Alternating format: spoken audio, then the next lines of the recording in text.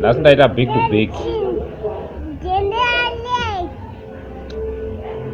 Na mukana washe Machongwe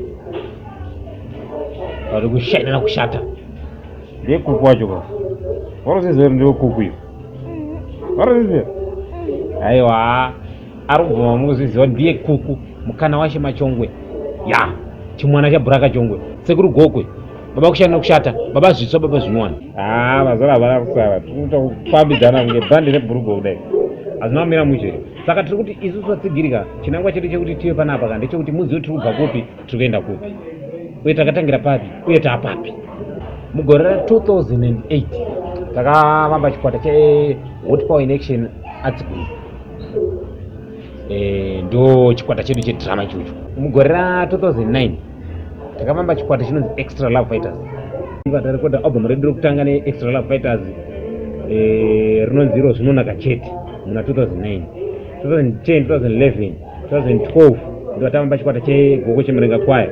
Gogo chemurenga kwaya chibva tatarekodha album redu rokutanga rinonzi Gushumba Ntora Mukombe 2013 ndatadzokera Extra Love Fighters gore ra2014 takaita album redu rinonzi iro zvakadaro hatimire 2015, 2016 tikarekodha kushaina nekushata 2018 tikarekodha wamukana wedu zvino.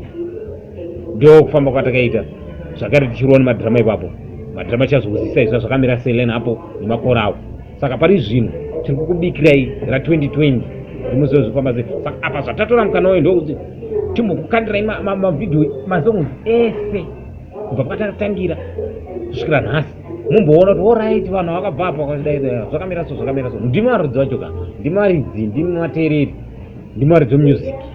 Saka tauya namukushaina nekushata kuti muone kuti basa rati rakunotanga ndofunga mega murongozvionerawo enda titokumira mumusic takutoendera mberi music munakirwa tinotoenda masigiro sare zvakanaka nguva yakanaka kuti bye bye.